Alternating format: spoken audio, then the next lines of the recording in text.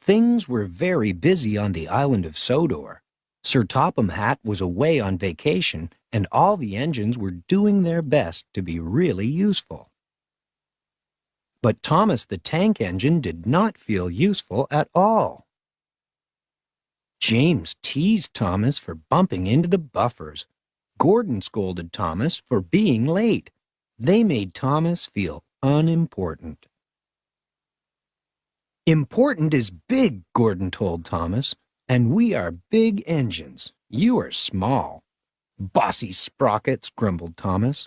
"I'll show them." "Little engines can do big things," Thomas said to himself, "especially when they have nice blue paint like me." But just then, Harold the helicopter flew by, making a cloud of dust. Thomas's nice blue paint got all dirty.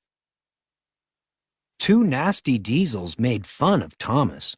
"Let's start laughing now," they said, and they did. Thomas was determined to prove that little engines could be really useful, too. That night, Thomas was right on time doing his mail route. He even comforted Percy, who felt bad for being late. The next morning, Thomas saw Henry looking glum. "Morning, Henry," peeped Thomas. "What's the matter?" "I've got boiler ache," Henry told him. Thomas offered to fetch some special coal for Henry. "Thank you, Thomas," said Henry. "Special coal will make me feel much better." Thomas smiled and puffed away, feeling really useful indeed. Near a set of old buffers, Thomas set to work collecting the coal cars, but the last car was not coupled properly. Thomas didn't notice the coal car sliding quietly backward. He didn't notice it mysteriously disappearing through the old buffers. It wasn't until later that Thomas realized the coal car was missing. "I was up near the buffers when the last coal car disappeared," Thomas told Percy. Percy got very excited. "Maybe those buffers are the entrance to the magic railroad," he cried.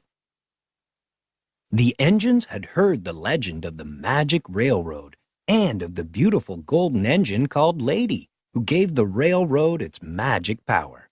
Lady had disappeared long ago, and the magic railroad had disappeared with her. "Percy, you are clever," Thomas exclaimed and hurried away. Thomas steamed back to the old buffers. He knew that bringing Lady back would be really useful, but he was nervous too. "What if I go on the magic railroad and my wheels don't work?" thought Thomas. "What if it's dark?" But Thomas kept going. He reached the old buffers and passed right through. The magic railroad was dark and scary, but it was also beautiful. Thomas found the missing coal car. With the car coupled properly, he continued along the magic railroad. Thomas passed through another set of buffers and into a world he had never seen before.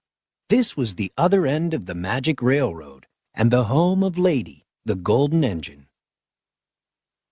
Lady had not run in many years, but with the help of the special coal from the island of Sodor, she was soon steaming again.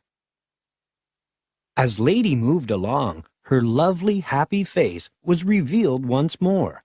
The rails became clear and golden, and beautiful shavings fell behind her and gathered between the tracks. The magic railroad was coming back to life. Thomas followed Lady back through the buffers. With a roar, the two little engines burst onto the island of Sodor.